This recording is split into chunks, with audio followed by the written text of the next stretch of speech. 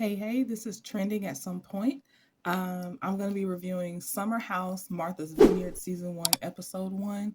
Okay, so what I see so far is that they're going to be there for 15 days because the little thing came up and said day 1 of 15.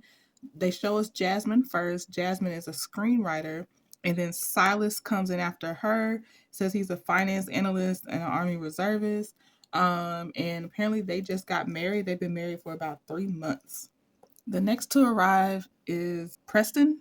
He's an attorney and he's Silas's line brother. So yay for them. And then next, Bria, the fashion entrepreneur, enters.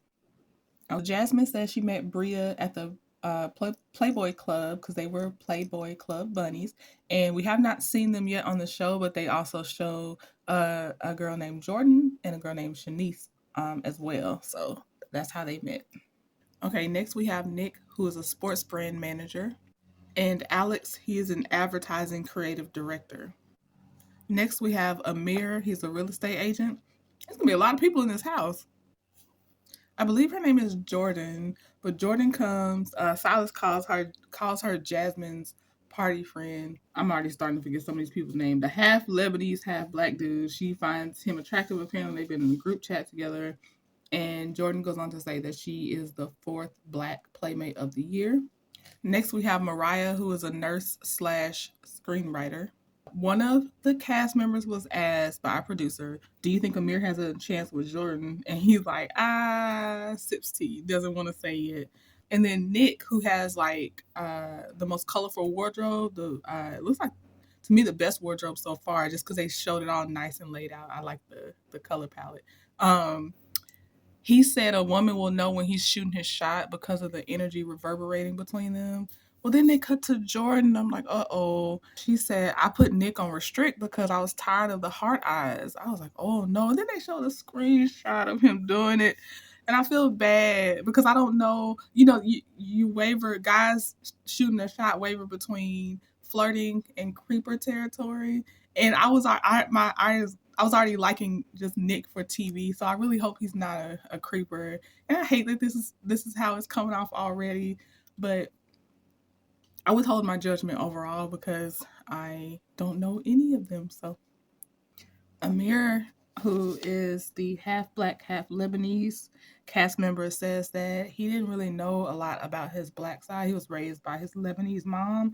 And he said he didn't really know how to take care of his hair and things that are associated with us until he was like 24. Okay, I'm personally on the fence with Jasmine's energy, but here's the thing too though. Okay, because I do think she's a lot, but here's the thing, she might be just a true extrovert person, and extroverts do bring friend groups together. They're the ones that are building these friend groups, so it's almost like, I mean, it makes sense too though. And well, basically what I'm trying to say is Mariah, I'm not sure why she's like mocking Jasmine, but she's here on invitation from Jasmine. If you can't stand her, and she didn't even did a lot like that yet, why did you come? You're gonna be here for 15 days and you're already like, girl, bye or whatever, because she's like, we do this every year. Now, Jasmine may be, I don't know if she's pretentious yet, but it's something I'm waiting to see. But that just might be her. She might just be a flamboyant person. These people do exist on and off camera. So I'm trying to give Jasmine the benefit of the doubt, but I am side-eyeing Mariah already. I can't really give her the benefit of the doubt because she already knew her from college. And so you know how she is. Why are you here? Why are you here just to shade her? Are y'all friends? Because you said you wanted to fight her the first time you met her because she high-fived you in your cast. Why did you come? So the side eye is for Mariah for now, for sure. And then she's saying, because Jasmine's only been to the Vineyard twice. Okay, that's 2 years. She might be trying to build something. She wants to do a third year, fourth year, fifth year. Like, it's okay. Like, especially with their age being so young, you probably couldn't come till you got out of college or your last year of college. So they're still building up their thing that they want to do. She's done it multi-year, so just let her be. Ooh, I didn't know Preston was gonna go here because I have mixed feelings about the phrase black excellence too, because it sometimes means the way people do it is you have to be a certain way to claim it.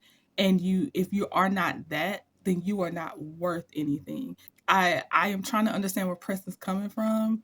I don't think he means it in a bad way. I think he means don't throw the other group of black people to the side because they're not living up to what mostly a European standard a lot of times of excellence is, and that's what black people exceeded past was that. So I do get where he's coming from.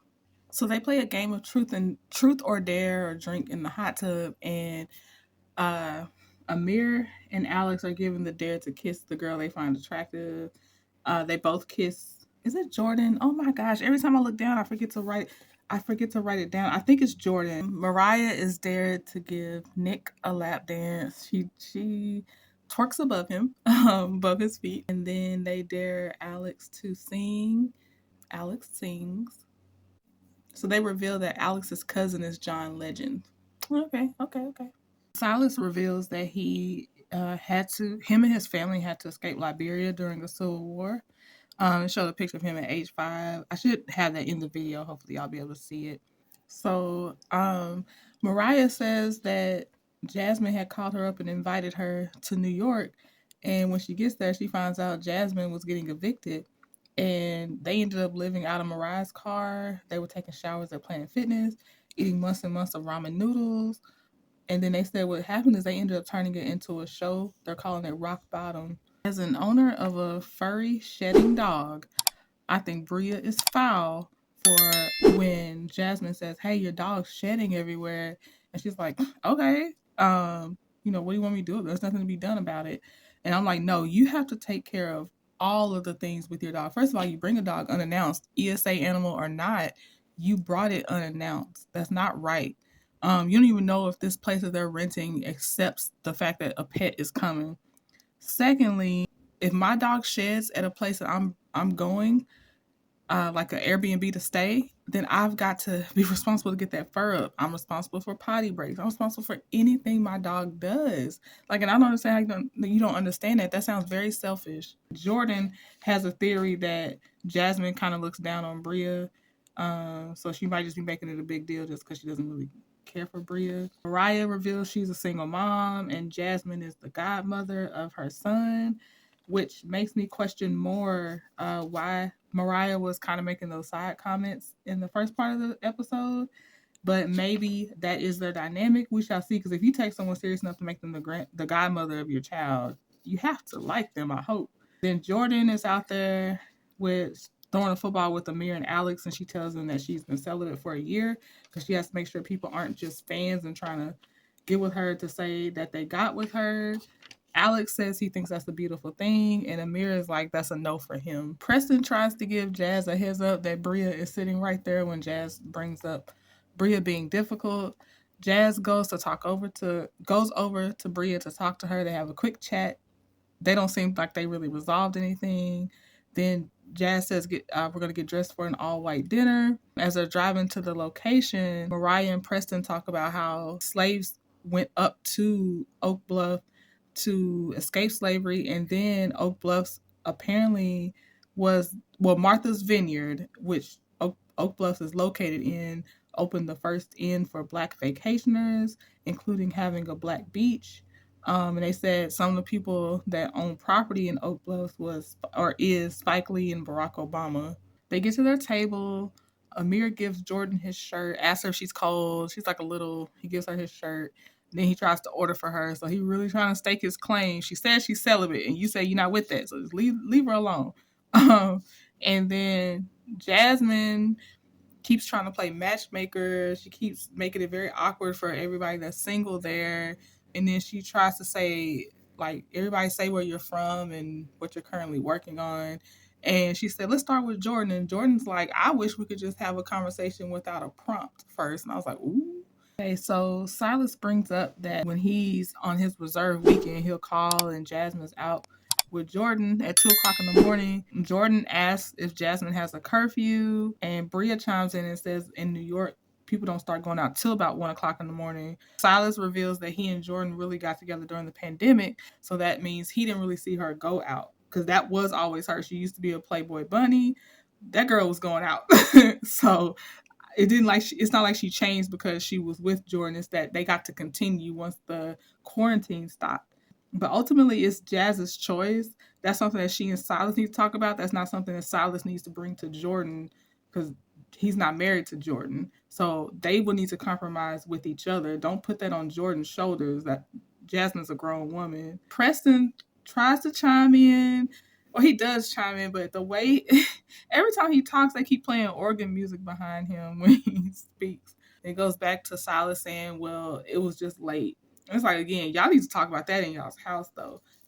Jordan is not beholden to you. She can do whatever she wants, and Jasmine needs to say yes or no, depending on what y'all decide in y'all's house and how y'all roll. That's it for now. The show does look interesting. It's Bravo, so it's going to be more stuff where I can tell some people are going to keep acting pretentious. I don't know if anyone's living above their means. They're trying to act like that's what they really make. So I don't know that. It doesn't seem that bad. But yeah, I'm curious to see how they develop. And, it takes 2-3 seasons before you see the facade wear off of something. So I do want to see where they go from here. The age group is just about right for me. I'm glad they're not like just out of high school or anything. So yeah, this will be fun to watch. All right, talk to y'all later. Bye.